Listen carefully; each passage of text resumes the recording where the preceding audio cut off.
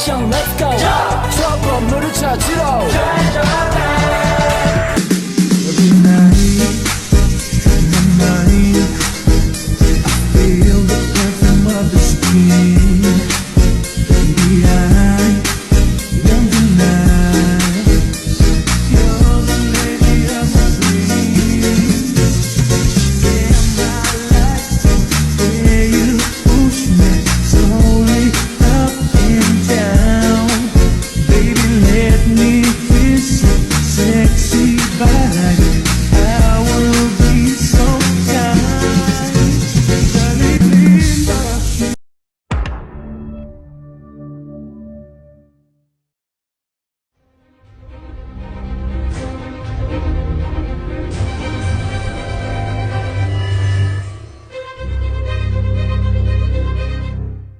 Assalamualaikum warahmatullahi wabarakatuh. Shalom, Om Swastiastu, Namo Buddhaya, Salam Kebajikan.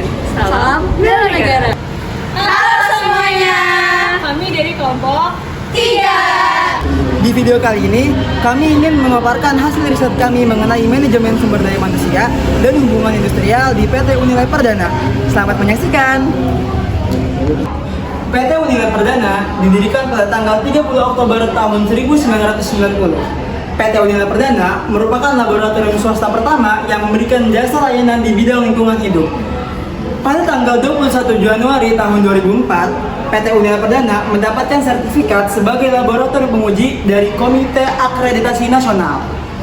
Sektor-sektor yang dilayani oleh PT Unilab Perdana antara lain adalah sektor pertambangan, sektor pertanian, serta sektor perkebunan dan sektor lainnya. Sektor-sektor yang dilayani oleh PT Unilab Perdana tidak terbatas hanya di daerah Jabodetabek saja, melainkan tersebar dari daerah Papua hingga daerah Banda Aceh. Selanjutnya adalah pengertian manajemen sumber daya manusia. Manajemen sumber daya manusia adalah suatu proses pengelolaan sumber daya manusia dalam suatu organisasi untuk mencapai tujuan organisasi yang efektif dan efisien. Manajemen sumber daya manusia mencakup berbagai kegiatan seperti rekrutmen, seleksi, pelatihan, pengembangan, penilaian kinerja, penggajian, dan manajemen hubungan kerja. Menurut Handoko T. Hani dalam buku Manajemen Personalia dan Sumber Daya Manusia menjelaskan bahwa manajemen sumber daya manusia adalah penarikan, seleksi, pengembangan, pemeliharaan, dan penggunaan sumber daya manusia untuk mencapai baik tujuan-tujuan individu maupun organisasi. Konsep kunci dalam SDM yang harus dipahami.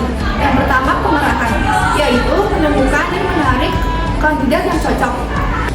2. Pilihan, pemilihan kandidat terbaik dari sekian banyak kandidat. Ketiga, pelatihan dan pengembangan. Keempat, evaluasi kinerja. 5. Gaji. 6. Manajemen hubungan kerja. Nah, selanjutnya itu ada fungsi manajemen sumber daya manusia, yaitu fungsi manajerial. Yang pertama itu ada perencanaan atau personal planning, adalah perencanaan pribadi yang efektif dan efisien dengan kebutuhan perusahaan yang mencapai tujuan. Yang kedua itu pengorganisasian, adalah kegiatan yang ditunjukkan untuk mengatur seluruh pegawai dengan menetapkan pembagian kerja. Yang ketiga itu pengarahan atau directing, adalah kegiatan yang memandu semua karyawan untuk bekerja secara efektif dan efisien untuk mencapai tujuan organisasi, karyawan, dan masyarakat. Yang keempat itu ada pengendalian, kontrol atau controlling, adalah kegiatan yang memantau seluruh karyawan agar mematuhi peraturan perusahaan dan bekerja sesuai rencana. Jika terjadi penyimpangan atau kesalahan, tindakan korektif diambil dan rencana disempurnakan. Selanjutnya ada fungsi operasional. Yang pertama ada pengadaan, yaitu proses rekrutmen, seleksi kontrak kerja, penempatan, orientasi, atau pembinaan untuk mendapatkan karyawan yang sesuai dengan kebutuhan perusahaan. Selanjutnya ada pengembangan atau development, yaitu proses pengembangan keterampilan teknis, teoritis, konseptual, dan para karyawan melalui pendidikan dan pelatihan. Selanjutnya ada kompensasi. Kompensasi ini ada pemberian uang dan barang kepada karyawan sebagai imbalan atas layanan yang diberikan kepada perusahaan, kebijakan adil dan masuk akal. Selanjutnya ada pengintegrasian. Pengintegrasian ini merupakan kegiatan yang menggabungkan antara kebutuhan perusahaan dan kebutuhan karyawan untuk menciptakan kehidupan berdampingan yang harmonis dan saling menguntungkan.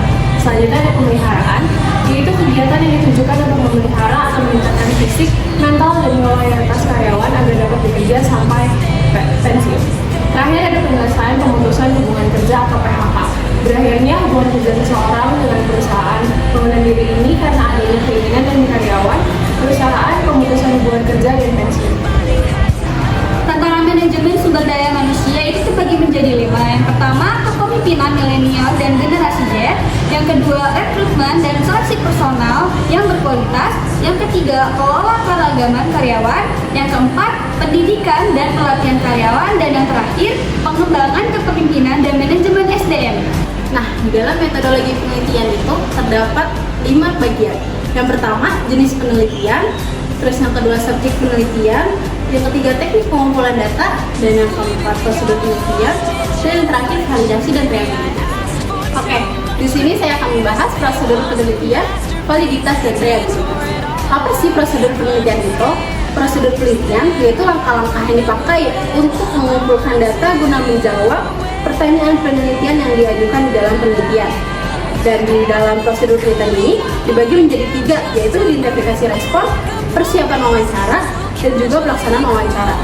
Dan yang terakhir, validitas dan reliabilitas merupakan alat ukur dalam penelitian. Dan juga validitas itu terbagi menjadi 2, validitas internal dan juga eksternal. Sistem manajemen SDM di PT Unilever Perdana yaitu proses perekrutan dan seleksi. Pihak HR akan melakukan beberapa tahap proses perekrutan yaitu tes kepribadian, tes keahlian, dan tes potensi akademik. Yang kedua, pengembangan karyawan. Sejak awal memasuki perusahaan, semua karyawan diberikan pelatihan wajib, diantaranya manajemen terpadu dan K3. Yang ketiga, evaluasi kerja. Sistem evaluasi yang diterapkan PT Unilever Perdana menggunakan metode sidang. Sidang yang dilakukan akan dibagi menjadi 2. Sesi pertama dilakukan untuk penilaian kerja staf dan dihadiri oleh CV dan manajer. Lalu dilanjut sesi kedua dilakukan untuk penilaian kinerja SP dan dihadiri oleh manajer, kepala divisi, dan direktur. Yang terakhir, pelibatan partisipasi karyawan dalam pengambilan keputusan. PT Unilever Perdana merangkul semua karyawannya untuk ikut serta berpartisipasi dalam pengambilan keputusan terkait kondisi kerja dan kebijakan-kebijakan perusahaan. Kesimpulan, berdasarkan wawancara di PT Unilever Perdana dengan HRD mengenai manajemen SDM dan hubungan industrial, terlihat bahwa perusahaan ini mengimplementasikan manajemen SDM dengan efektif dan efisien. Seluruh karyawan mendapatkan perlakuan yang baik, mencerminkan komitmen PT Unilever Perdana terhadap kesejahteraan staf. Tidak hanya itu, perusahaan juga menekankan pada pengembangan dan evaluasi karyawan untuk meningkatkan kinerja dan kualitas perusahaan secara keseluruhan. Dalam menghadapi permasalahan, pendekatan partisipatif diaplikasikan dengan melibatkan seluruh karyawan untuk memastikan keseluruhan diambil dengan mempertimbangkan berbagai sudut pandang. Dengan demikian, harapannya adalah keputusan yang diambil dapat memberikan solusi yang menguntungkan bagi semua pihak terkait. Sekian pemaparan dari kelompok kami. Semoga materi yang kami sampaikan dapat memberikan manfaat bagi kalian semua. Kurang lebihnya mohon maaf.